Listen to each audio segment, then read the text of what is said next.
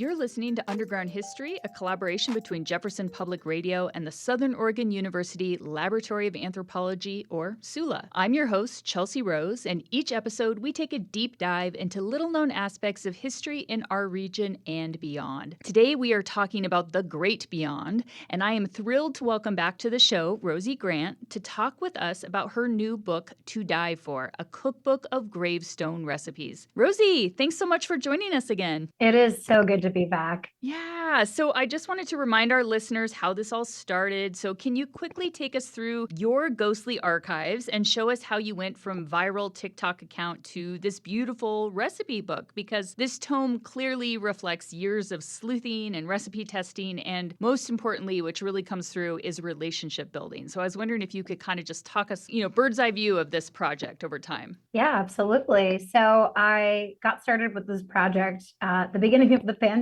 I was interning at a cemetery and I was in grad school to be a librarian and archivist. And I came across my first gravestone recipe, which is the cookie recipe of a woman named Naomi Odessa Miller Dawson, buried in Brooklyn, New York. And I had never seen a recipe on a gravestone before. And here I was working in a cemetery. And so I tried her cookie recipe. I posted it on TikTok and things kind of exploded from there. I got so many messages and questions about Naomi, about what people would put on their gravestone, about recipes that they make of lost loved ones when they miss their deceased loved one. And so it really just changed my whole worldview on how we connect with someone we've lost through food. And so while I was learning about Naomi, I learned about a woman named Kay who had a fudge recipe and a woman named Maxine with a cookie recipe. They were like my first big three of trying gravestone recipes. And now a few years later, I'm at 50 gravestone recipes. I've traveled all over the country, all over North America, trying to learn more about each person behind the gravestones. I've called with their families. We've done hours of interviews. And so, yeah, that is the book that we have today, or I should say the book that's coming out in October. Yeah.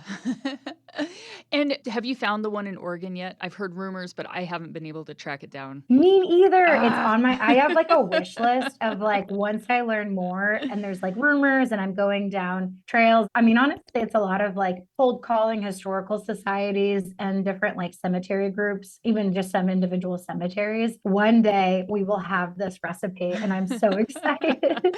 Oh gosh. Well, listeners, start sleuthing too. So hopefully we can put our army on it. So what you just described kind of really is reflected in the book, where it pulls the reader into your journey of food and death. You don't just cook with the dead, but you're really contextualizing and humanizing these folks as individuals and as part of this special collective of sharing recipes from beyond the grave. So did you have that intention of really being mindful and respectful and not just, kind of exploiting these stories as you went? Like, what was your North Star throughout this project, I guess? That's a great question. I would say my North Star was based on a community archives model. And so I was in grad school for archiving, but really inspired by in community archives, it's basically anything can be a community archive it's like a collection of people with some sort of shared interest. It could be based on your background or location or anything that just connects a series of individuals. And so with community archives, you need the option to opt in to the families who are part of this person and this shared interest of preserving a loved one's recipe. So as I reached out to all the different families, it was making sure that they knew that they didn't have to participate if they didn't want to. And in some cases, some people were like, this is our loved one's recipe. We're still grieving. Like,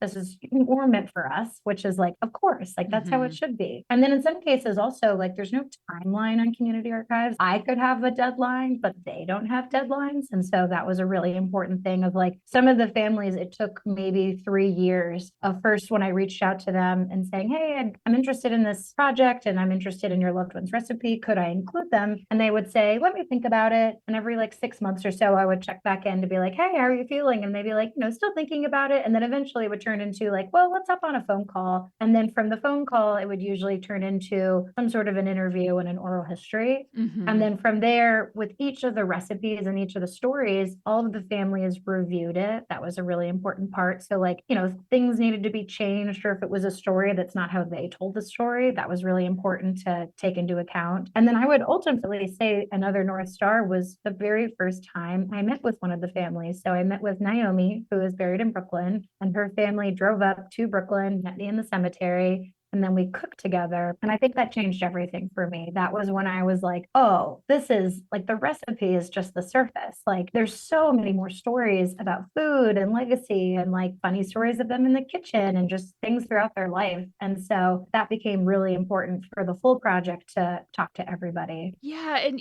headstones are at the same time like so personal and private for families, like a physical space for grief, but they're also public. And so that is such an interesting juxtaposition where it's like anybody walking through a cemetery can see something, but it doesn't necessarily mean it's for them. So I guess building trust and kind of getting pulled into those family circles is probably how people like decided they wanted to share those stories with you. Yeah, it's exactly that because, like, I mean, this is the beautiful thing about cemeteries. It's these public memorials to a person. In some cases, it feels like the only surface place that a person's name might be mentioned that people would read their name still in modern times, that it's, their record in history is through the cemetery. But I think exactly that of it is such a personal thing. And these weren't old gravestones. These are all like the oldest one technically is from the 70s, but the majority of them are from the mid 2000s. And so some of these people have kids and grandkids and great grandkids. And so, there's very living people who are still remembering this person and still making their dishes. And so that was why, I mean,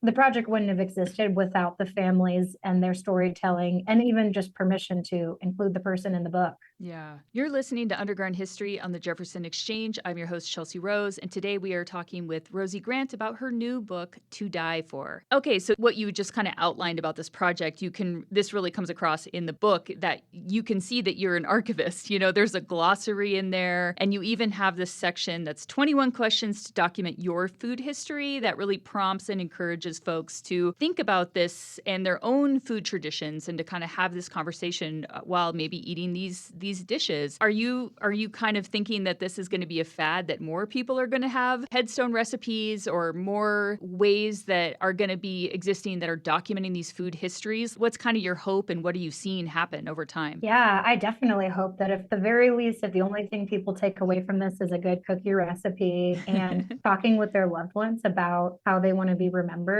And so, I mean, this project is very much about documenting and archiving personal food history. We all have that recipe we grew up with. Like for me, it was this yellow cake that my grandmother made. My dad makes really good jambalaya. Like I need to connect with my family members, document the recipe, cook it with them, because at some point we'll be losing that person and we still want to make their food. We want to pass that food tradition on, whatever it is. We all have different recipes. Yeah. And so while I started first posting, and even still to today, I got probably at this point received thousands of messages of people grieving a lost loved one and being like, I never got them to write this recipe down and I'm trying to recreate it and I wish I'd taken the time. And it's heartbreaking to hear about this because it's that thing of you lose a person, it's like losing a library. Yeah. And we don't want to have the conversations. In a lot of cases, death is taboo. It's scary. We don't want to suggest that we will all die someday, but it's important to make that time. And so I hope that people will, I mean, whether they use these questions or not, as soon as they can, connecting with their family member or community member who knows their histories, record it, document it. If a recipe comes out of it, cook it, any sort of thing just to pass it forward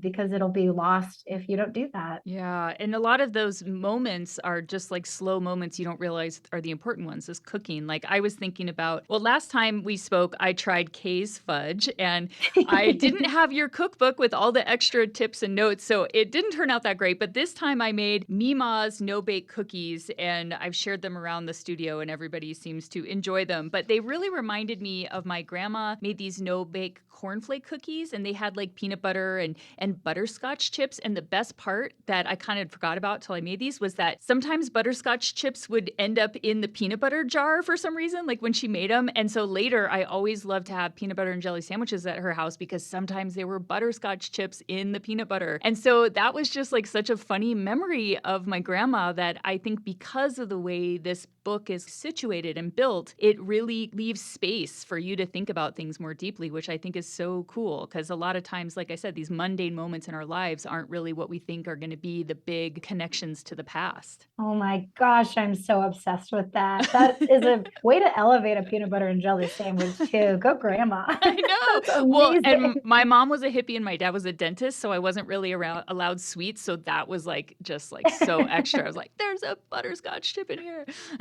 Thanks, grandma. Yay, What a grandma! sweet memory too. Oh my gosh, that's so beautiful. Well, I'm so glad that Cindy's cookies did that. Yeah, and it also made me think too, like so many of these moments are so personal and individual. Like if folks were in my family, if we were to say, what's grandma's recipe that you think is she's most famous for, I think we would all have a different recipe, which I think is really interesting because food can be so particularistic in the way that, these relationships are formed too, which is also, kind of cool. Yeah, it's exactly that. And it is funny in some cases, like, so for the case of Cindy, she picked her own gravestone recipe. She's still alive, and her husband were doing pre planning. So it was something that she wanted to be remembered for. But in the case of some other family members, they had already passed away. The family was scratching their heads of like, how do we represent this person that we all gathered around their table, and holidays were there and birthdays were there. And a recipe ended up being what was symbolized. And in some cases, it was hard to pick a recipe because they had so many memorable ones. So yeah, it's a good question of like, what do I want to be remembered for versus like, what does my community and loved ones remember me for? Yeah, yeah, and just one thing. And a lot of them were grandparents in the book. And I think about what is it about grandparents that, brings such an emotional response? Because I don't know if you've heard about that restaurant in Staten Island where the chefs are like a rotating slate of grandmothers. And so you never Yes. know what you're going to get. I mean, I really want to go there too. So obviously, Me too. we all want grandmas to cook for us. So why is that? Yeah, I don't know. They make it with that special ingredient of love, and Yeah. there's something tangible, I swear. I can't figure out how to do it though. Yeah. Anytime somebody tells me their grandmas make something, I was like, tell me what do they make? What do you love? Yeah, it's so cool. It So really is.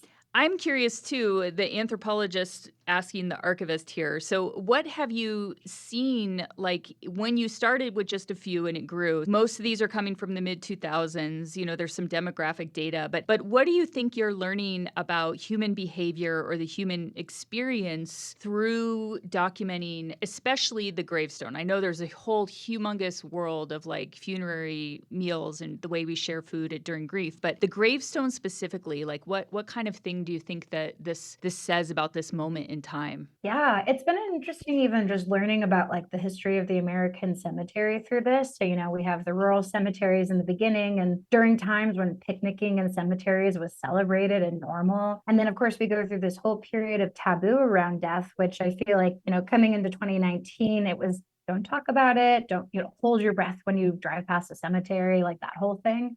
Which, understandably, like death is scary, especially in Western traditions. And I would say that the gravestone recipe maybe is a little bit more of like personalization around death. The tools of creating a gravestone and a memorial marker have definitely changed. We have like marble in the olden days, which is softer, it's easier to carve. And these days we have very heavy duty machinery that can be very personalized in how you make a gravestone. So, like anything that is important to you can end up on your gravestone. And I noticed this in particular in the Midwest. I went to probably in the process of this project and book, maybe about 2,000 cemeteries.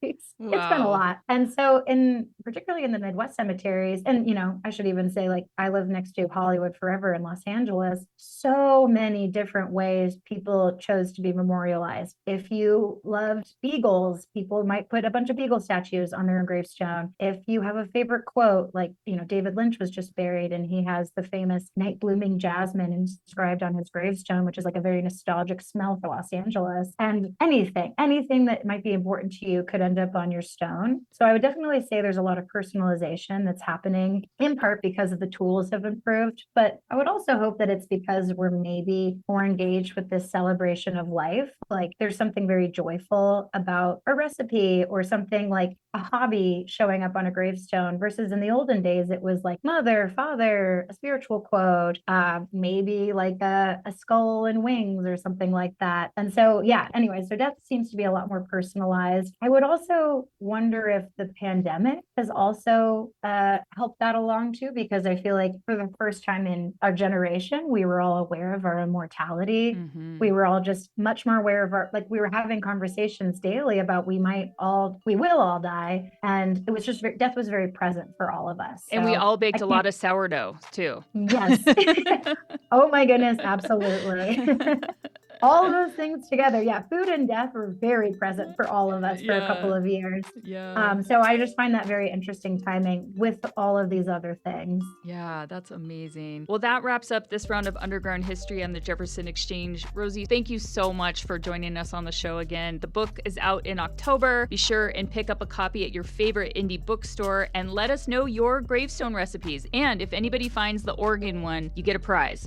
I'm your host, Chelsea Rose. Our show producers are Natalie Golay and Charlie Zimmermann. You can find this episode and many more at Jeff Exchange or wherever you get your podcasts.